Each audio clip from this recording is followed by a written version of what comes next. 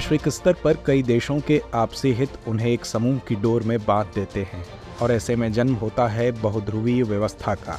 और इस व्यवस्था को विभिन्न मंच और फोरम आधार देते हैं, जैसे एससीओ और ब्रिक्स आदि जैसे समूह।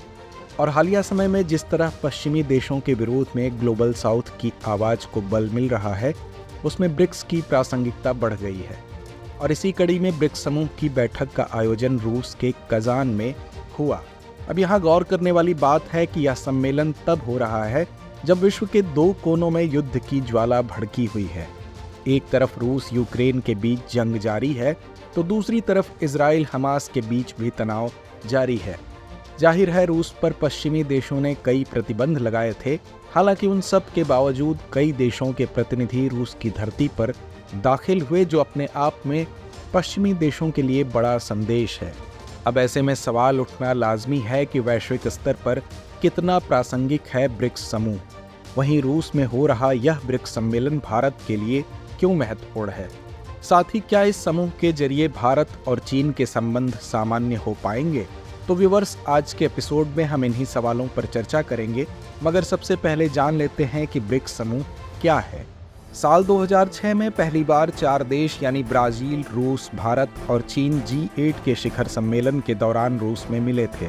इसके कुछ ही समय बाद इन 4 देशों ने ब्रिक को एक औपचारिक रूप दिया, लेकिन इसका पहला शिखर सम्मेलन साल 2009 में आयोजित किया गया। आगे साल 2010 में इसमें दक्षिण अफ्रीका के शामिल हो जाने से यह ब्रिक्स के रूप में सामने आया और हाल ही में इस समूह में कई देश और शामिल हुए, जिसमें मिस्र, इथियोपिया, ईरान, सऊदी अरब और संयुक्त अरब अमीरात जैसे देश शामिल हैं। यहाँ गौर करने वाली बात है कि सऊदी अरब अब तक औपचारिक रूप से इस समूह का सदस्य नहीं बना है। बहरहाल वैश्विक स्तर पर कई अंतर्राष्ट्रीय समूह हैं, लेकिन ब्रिक्स इन सब के बीच एक खास स्थान रखता है। इसे ऐसे समझिए कि मौजूदा समय में ब्रिक्स समूह की संयुक्त जनसंख्या लगभग 3.5 बिलियन है, जो विश्व की जनसंख्या का करीब 45% है।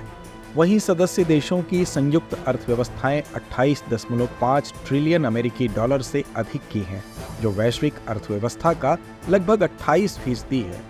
ये तो हुई आंकड़ों की बात। दूसरी तरफ इस समूह में रूस और चीन जैसे सदस्य हैं, जो संयुक्त राष्ट्र सुरक्षा परिषद के स्थायी सदस्य हैं।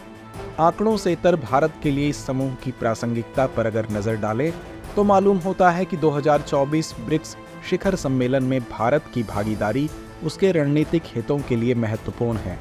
जानकारों की माने तो यह वैश्विक नेता के रूप में भारत की भूमिका को बढ़ाता है और बहुध्रुवीय विश्व व्यवस्था के लिए उसके दृष्टिकोण का समर्थन करता है। वहीं शिखर सम्मेलन भारत को मौजूदा भू राजनीतिक तनावों के बावजूद प्रमुख देशों, विशेष रूप से चीन के साथ संबंधों को मजबूत करने के लिए एक मंच प्रदान करता है। इसे ऐसे समझिए कि भारत और चीन के बीच बीते कई सालों से सीमा विवाद चल रहा था और इस मसले पर दोनों देशों के बीच ब्रिक्स शिखर सम्मेलन से ठीक पहले बात बनी है। दरअसल चीन के साथ सीमा पर पिछले 4 सालों से तनातनी की स्थिति है। कई दौर के वार्ता के बाद भी यह मसला अब तक नहीं सुलझा था, लेकिन सम्मेलन से ठीक पहले यह खबर सामने आई कि दोनों देश सरहद पर पेट्रोलिंग को लेकर एक समझौते पर पहुंचे हैं, जो उनके बीच डिसएंगेजमेंट की राह खोलेगा। जानकारों के मुताबिक LAC के अंतिम क्षेत्रों डेमचोक और डेपसांग में समस्या बनी हुई है और इन्हीं इलाकों में डिसएंगेजमेंट होगा। हालांकि यह सिर्फ पहला कदम है, लेकिन यह प्रभावी है और इससे तनाव कम होगा। अगला कदम डी-एक्सेलेशन होगा। LAC के पास के क्षेत्रों में शांति सुनिश्चित करने के उपायों को गलवान से पहले के सालों में मौजूद उदाहरणों के आधार पर बढ़ाया जा सकता है। चलिए अब समझते हैं कि ये डिसएंगेजमेंट और डी-एक्सेलेशन क्या है।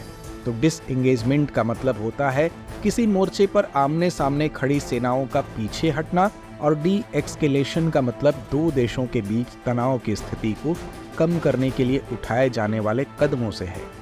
गौरतलब है कि भारत चीन के साथ 3,488 किलोमीटर लंबी सीमा साझा करता है। ये सीमा लद्दाख, हिमाचल प्रदेश, उत्तराखंड, सिक्किम और अरुणाचल प्रदेश से होकर गुजरती है। वहीं दूसरी तरफ इस समझौते पर मुहर लगते ही रूस के कजान में प्रधानमंत्री नरेंद्र मोदी ने चीनी राष्ट्रपति शी जिनपिंग के साथ द्विपक्षीय बैठक की। इस बैठक के दौरान दोनों देशों के बीच कई मुद्दों पर चर्चा की गई और साथ ही दोनों देशों ने अपने सामरिक हितों को ध्यान में रखते हुए साथ काम करने की बात भी कही। यहाँ गौर करने वाली बात है कि यह दोनों नेताओं के बीच पिछले 5 वर्षों में पहली औपचारिक बैठक थी। जाहिर है कि आखिरी बार पीएम मोदी और शी जिनपिंग के बीच औपचारिक बैठक अक्टूबर 2019 में महाबलीपुरम में हुई थी। बहरहाल कई विशेषज्ञों का ऐसा मानना है कि अन्य अंतर्राष्ट्रीय समूह जैसे G7 की भांति ब्रिक्स अब तक अपनी पूरी क्षमता का उपयोग नहीं कर पाया है और इसका एक प्रमुख कारण है कि इसके सदस्य देशों के बीच आंतरिक मतभेद। गौरतलब है कि जहां एक तरफ चीन इस समूह को एंटी वेस्ट घोषित करने पर आमादा है, तो दूसरी तरफ भारत वैश्विक स्तर पर सभी देशों को जोड़ने की कवायद में जुटा रहता है।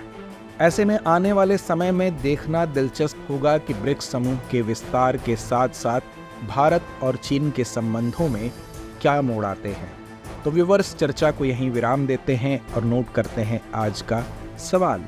ब्रिक्स समूह के माध्यम से बेहतर हो सकते हैं भारत चीन संबंध, इस कथन की समीक्षा कीजिए। डियर व्यूअर्स, अपने एग्जाम की तैयारी को और बेहतर करने के लिए हमारे चैनल को लाइक, शेयर और सब्सक्राइब करना न भूलें।